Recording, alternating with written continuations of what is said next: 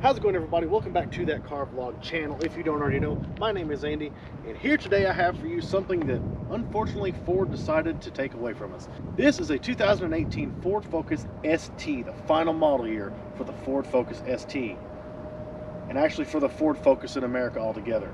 In today's video, I'm going to take you all around this thing, show you what this thing's about. If you've never seen one of these before, or if you've always wondered about it, watch this video. I'm going to try to give you the best information I can. But before we get started, I would like to thank the folks at West Chevrolet here in Alcoa, Tennessee for allowing me to borrow this Ford Focus ST from their used car lot for today's video. Once you're done watching this video, make sure you jump down to the description. You'll find a link to their website where you can see their amazing inventory. So let's go ahead and get started with what is the Ford Focus ST. Let's start first with the base Ford Focus car altogether. Now what you're looking at here is Ford's third generation of the Focus. Decent little fuel efficient econo box cars, not very expensive, but this generation actually had pretty decent styling. Now this is the first and only generation where the United States got the ST and of course the higher performance all-wheel drive RS versions of the car.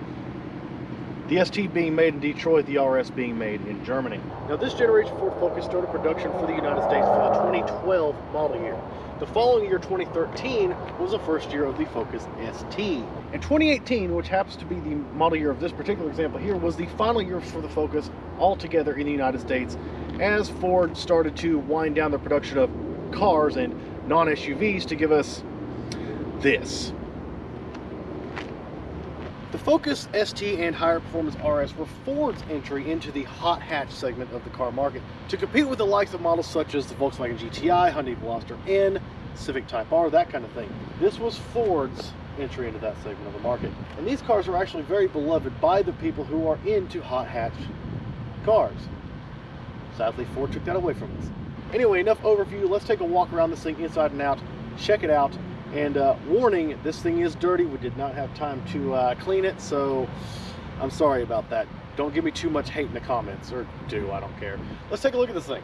And we'll start like I always like to do on the outside of the car, looking at the exterior styling of this thing. Like I said, it is dirty. Sorry about that. Deal with it. And I love how the unique styling of this car. Interesting taillight design on this generation Focus. Definitely very unique. Definitely very, very, some might think overstyled, but I think it looks nice. It's very sleek and curvy. It looks good. Looking down here, you do have these 18-inch wheels, affectionately known as the Snowflakes. I'm pretty sure they weren't black from the factory. These definitely look like they were painted and road rashed. Somebody didn't treat this thing the best, or maybe they just didn't know how to drive. Who knows? Get a little bit of side skirt down here. Excuse the fact that this thing is black and it's hard to see, you know, differences in bodywork, but we're going to do the best we can. Stepping back overall, I do like how this thing looks in black with the blacked out tinted windows, black wheels. It is, it's very dark. Of course, right here is your standard Focus headlights. Nothing too special about those. Higher trim models of these would have an adaptive headlight that would steer with the wheels, but this is not equipped with that.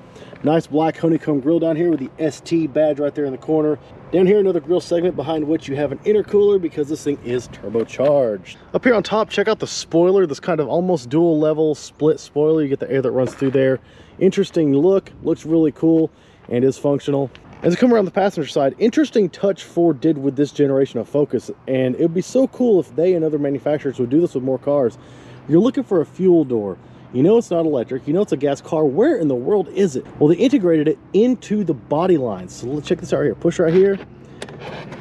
Check that out. It's almost completely hidden. I mean, you can kind of tell when you see there's a line here that there's something going on, but it's really cool. If you don't know what you're looking for, you're not going to see this fuel door. Neat touch. It definitely looks a lot better than pretty much everything else, where it's just kind of boom right out there on the side of the car, a circle or a rectangle. Neat idea, Ford. Bring that back. Coming down low on the back of the car, you've got this center exit exhaust. From what I understand, the ST was the only version of this Focus to offer the center exit exhaust. And you know, it is a turbocharged 4-cylinder. I wonder how it sounds.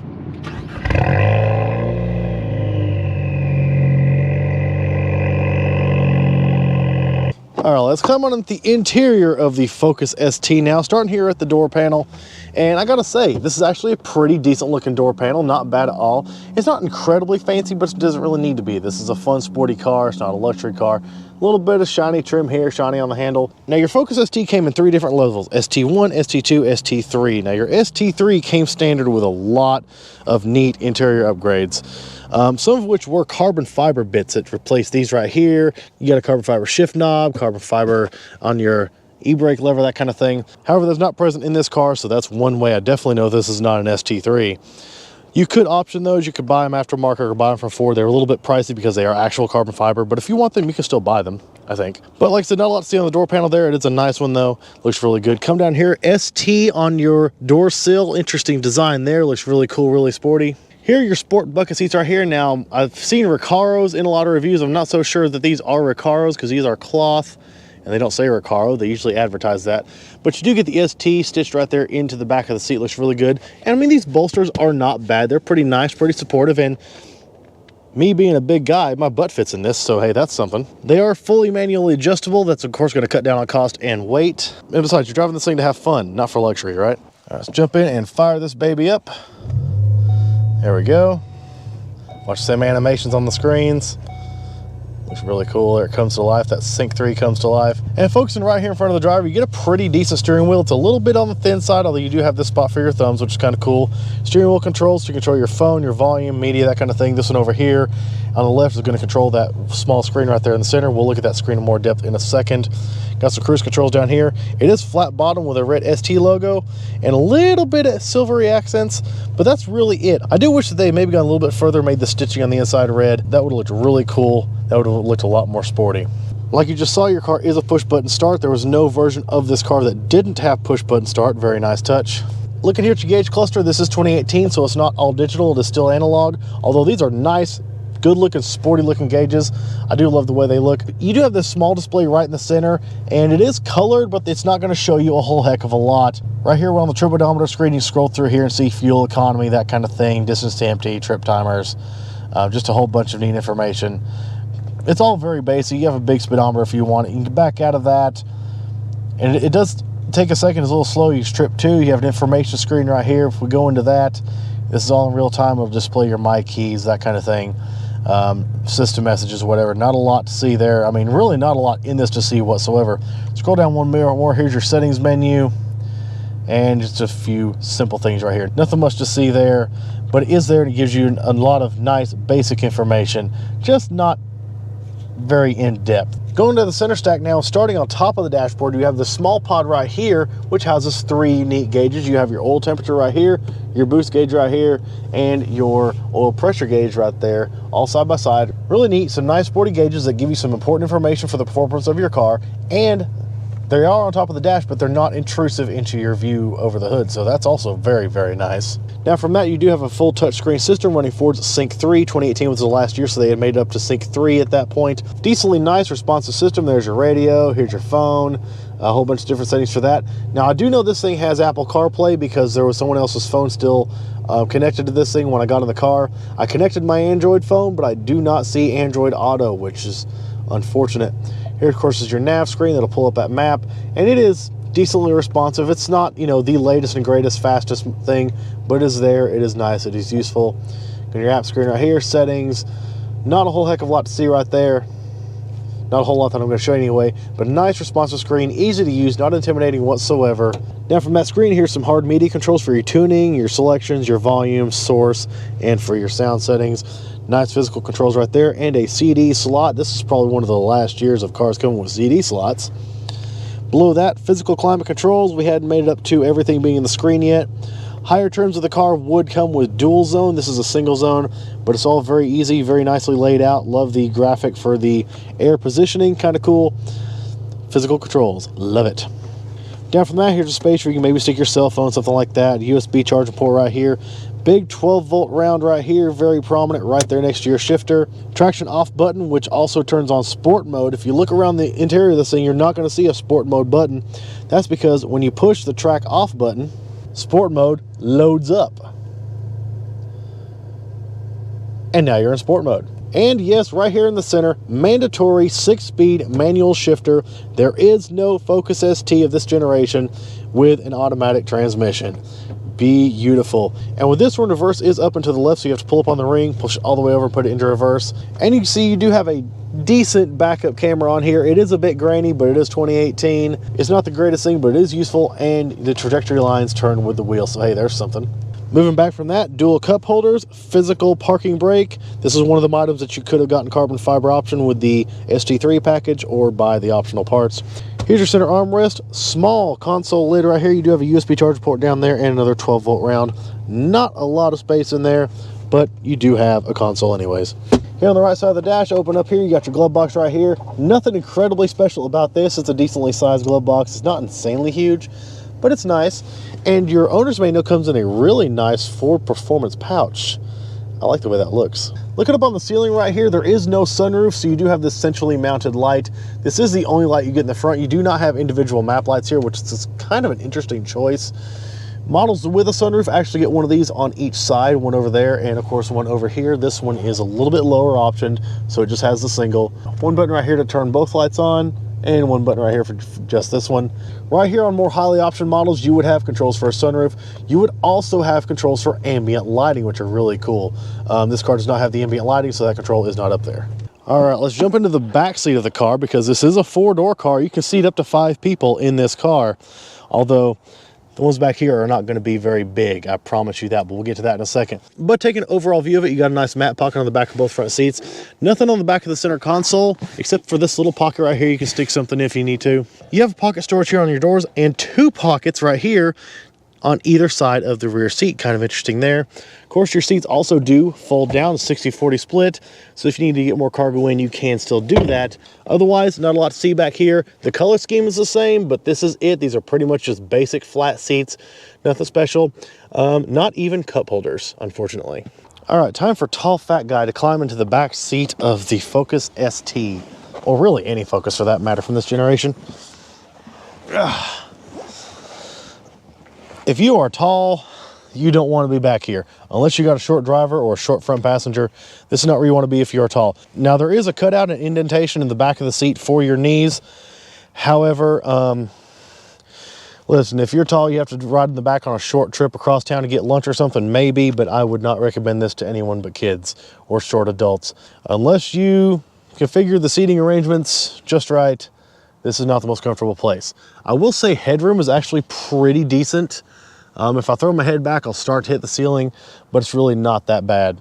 The biggest problem area is definitely legroom. All right, now let's talk cargo area in the back of your Focus ST. Now this is a cargo cover that's supposed to go up with the hatch, but these have come detached and whatever. But here, we'll lift this cargo cover up anyway.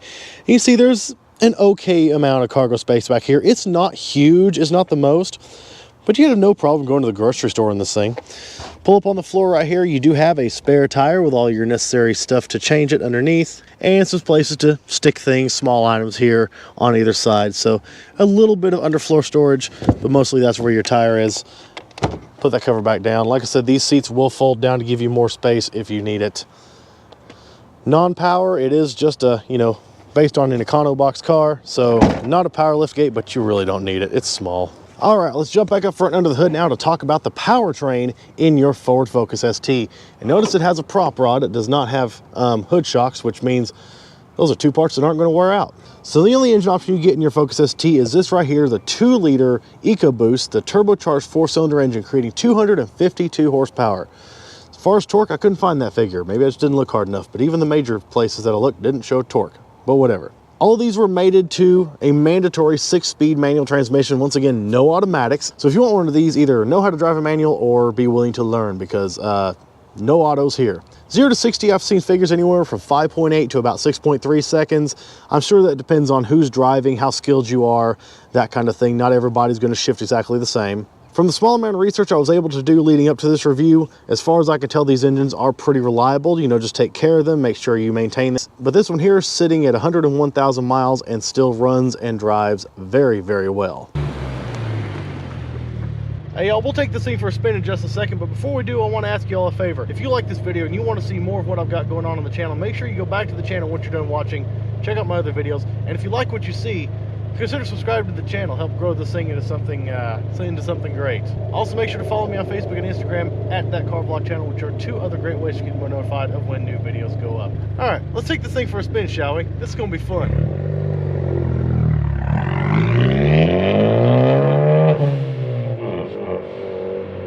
All right, let's get out here and drive the Focus ST.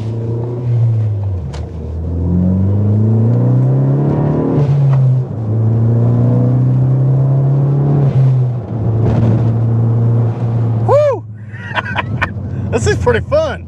I hope you can hear that blow-off valve every time I come off the throttle. That is great. That is awesome. So before I really get into what it's like from a fun standpoint to drive this thing, I'll talk about, as I usually do first of all, generally what it's like to be in the Focus ST. Now, for a small econo-box size car, you know, I actually fit really well in this thing. I'm a 6 foot tall fat guy, so I'm tall and I have a big butt. And I actually feel okay sitting in the driver's seat of this thing. Now, would I fit in the more sporty leather Recaro sport buckets? I don't know, maybe? I wouldn't know by sitting in this particular sample, but still, I fit nicely in this thing. Oh, that is so cool listening to that blow-off valve. Visibility is decent all the way around. I mean, it's not a big car whatsoever, and it's actually got a decent sized rear window as well, so rear visibility is really nice. It's a decently comfortable car, but do expect somewhat of a harsh ride because this is more of a sport-tuned suspension than your standard Focus. Obviously, this thing is built to handle. Now, this is no RS. Your RS is an even more purpose-built sports car ready for the track. 100 more horsepower, a bigger 4-cylinder engine, and all-wheel drive. That thing is an absolute monster, and I would love to get my hands on one. So if anybody has one, please, by all means, contact me and let me review your car, because I badly want to review an RS. As far as creature comforts, I mean, you saw what this thing has. It's got climate control. Some of them come with dual zone. It's got a backup camera. It's got Apple CarPlay. I don't know if any of them came with Android Auto or not. This one doesn't appear to. But still, it's a pretty decent place to spend time and have a little bit of fun.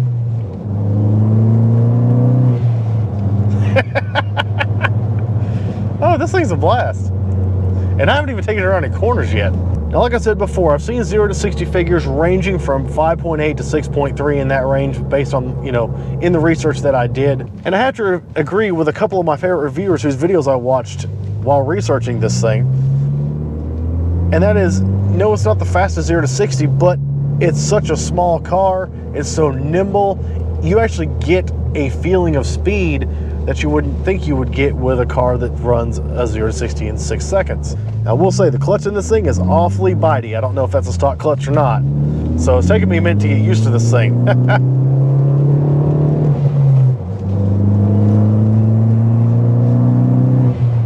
I've got that 4th gear shift on lock, man. Now, y'all can pick on me all I want. I don't spend a lot of time in manuals. It's just not something I have, you know, access to on the daily. So, sorry. Sometimes I get a bit rusty. Now, going over some of these bumps in the park here, yeah, there's not a thing on the road you're not going to feel. Even the smallest little indentations, the little gouges in the road from equipment, yeah, you're going to feel every bit of that because it's a sporty suspension. So I can only imagine the RS is probably even more harsh.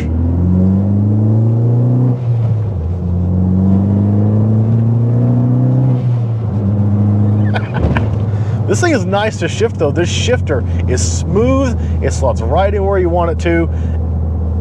It's a very, very nice shifter. I love this. The clutch bite is about halfway up the pedal travel on this one, so that's something you kind of got to get used to. But man, that shifter action is just so nice. And it's a 6-speed, so you get up on the highway in this thing, throw it in 6th gear. I've seen estimates of up to 30 mpgs highway in this thing, which, I mean, obviously it's not the most you're gonna get out of an econo box car. I mean, you can get some of them where you get up 40 miles per gallon, but this is also a turbocharged car, and it's a lot of fun. So 30 mpgs on the highway, not terrible. And low 20s in town if you're not, you know, going crazy on it. Let's go find a turn up here. There's not very many turns in this park. Unfortunately, with West, I am limited to the industrial park they're in. So I do my best in these reviews, given what I have access to. But let's just see here, shall we?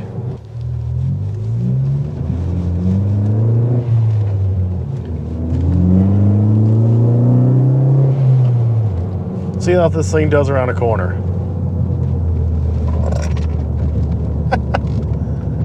It's actually okay. I mean, there's a little bit of body roll around hard corners. But if you're in a sweeping corner, it's gonna be fine. This thing is nice. It handles nice. It's decently fast. Oh man, this thing is a load of fun. I know I'm gonna get a bunch of crap in the comments, just like I did in the Porsche 718 video. Oh, you're in the park, you can't drive it properly in the park. Yada, yada, yada, yada. Sorry. I've been looking for an opportunity to do a Focus ST for a while, and when this came up at West, I was like, yeah, I don't care if I'm restricted to the park, I've got to do this video. So, oh well. I know y'all can't stand me for not being able to really road this thing and really throw it around corners like it's meant to. Sorry. I love listening to that blow-off valve though. That is so great. I don't know if that's a stock blow-off valve, but I so badly hope it is, because that is just a glorious sound. And the exhaust, same thing. I don't know if that's stock exhaust or not. It does sound much like one that I watched a review video on while researching, so I'd say it probably is. Yep, you can see that second gear shift. It's not my forte.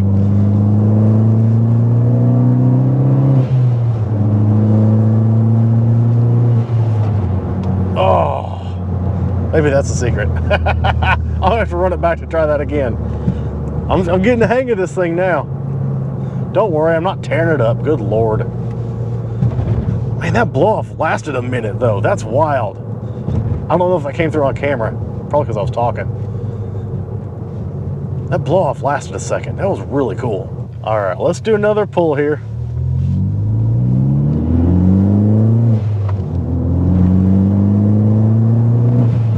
Oh yeah, it likes you to be quick with the shifts. If you're accelerating, it likes you to be quick with those shifts. Oh, yeah, it very much prefers you to shift quickly. Oh, that's so much better. This thing wants you to run through the gears. Oh, that was beautiful. That's the ticket right there. I figured it out. I knew I would. I do wish that I could take this thing outside of the park. I do wish I could throw it around some corners, because every one that I've watched, every article I've read, every video I've watched in preparation for filming this praises this thing for its handling, for its acceleration. Even though it's only a 6-second 0 to 60, it still feels fast. It's so much fun. And this is something you can have fun with and not get in a lot of trouble. I mean, you can get in trouble if you try hard enough. And to an extent I am. You can get in some trouble. All right, let's go again. Nope, that was not a good one. Oh yeah, you want to shift quick in this boy. Oh yeah. Oh, this thing is so much fun. Throw it around the corner. I'm having a blast with this thing. I'm having a blast with this thing in an industrial park after hours, of course. There's not enough people here for it to matter. Oh, I want to take this thing to the tail of the dragon so bad. Oh my God.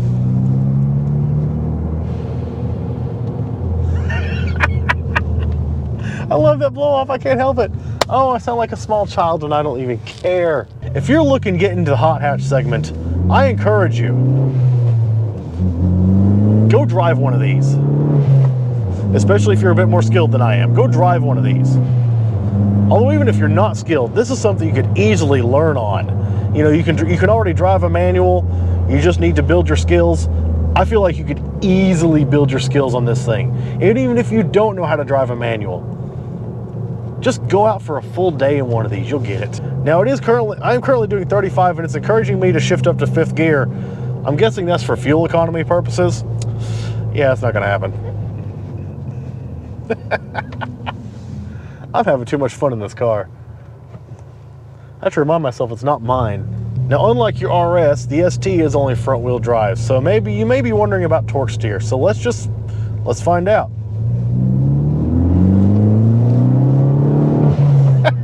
Yeah, torque steer a little off to the right. I don't know, that might be because of the crown on the road. I don't know. Doesn't appear that it's got much of a crown though. But who knows? So you might get a little bit of torque steer. It's not terrible though. This, I am so tempted to go into debt and buy this. And now you're probably wondering, how much do these things cost? Not a lot. Not a lot. This one's sitting at 102,000 miles and it's currently being offered for $15,000. You can find these things in the teens and low 20s all day long. And honestly, I think that's a good deal. 15 grand for this kind of cheap fun? Oh yeah. I think this car right here is worth every penny of his $15,000 asking price. I want one of these. Like, I really want one of these. If you're wondering what the competitors to this car are, you're talking things such as Volkswagen GTI, you're talking Civic Type R, you're talking Hyundai Veloster N. Those are going to be some of your main competitors for this car. Now, I've never driven any of those cars, so I cannot tell you from my own firsthand experience what they're like, how they compare to this. I have no clue. This is the only hot hatch that I've driven, so I have no earthly idea. But some of the reviewers do compare this to those cars, and they have nothing but praise for the Focus ST. I am having a blast with this thing. I wish I could take this thing to the tail of the dragon. I guess I'm just gonna have to start up another car payment and do that, because this thing is so fun. All right, let's go wrap it up. I do eventually have to give this thing back. I don't want to though. I gotta do one more. I cannot get that second gear shift.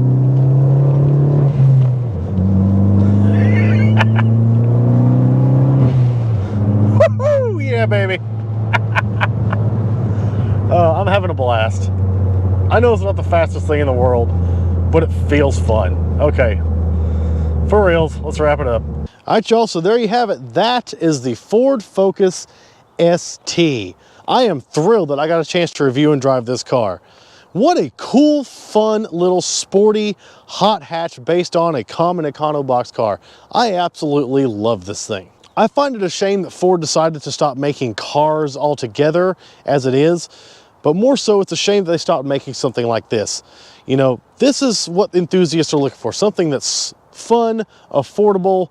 You can either get decent gas mileage or you can romp on it and get crappy gas mileage but have an absolute ton of fun and not spend a lot of money. $15,000 for 101,000 miles. This thing is sweet. But unfortunately, this was the last generation Focus for America and the only generation we got the ST and the RS. There is a fourth generation Focus, but they're not making that here in the United States because Ford believes all they want is SUVs and trucks now. Oh, and the Mustang and the Mach-E. But anyways, if you are looking to get into the hot hatch segment, I definitely encourage you to go find one of these, take it out for a test drive. I really, really think you're gonna like this thing. Manual only, no automatic options, so if you want one of these, you either need to know how to drive a manual or be willing to learn. And I think you can definitely easily do that in this car. Anyways, folks, that's gonna do it for today's video. Thank you so much for watching. Like I said before, if you like what you see here, go check out the rest of the videos. And if you like what you see on the channel, make sure you subscribe to it if you haven't already. Once again, huge special thanks to the folks at West Chevrolet here in Alcoa, Tennessee for allowing me to use this amazing Focus ST for today's review video. Once you're done watching this video, the other thing you should do is go to the description where you're gonna find a link to the website where you can check out their awesome inventory. Anyways, y'all, thanks again so much for watching. I'll catch you in the next one.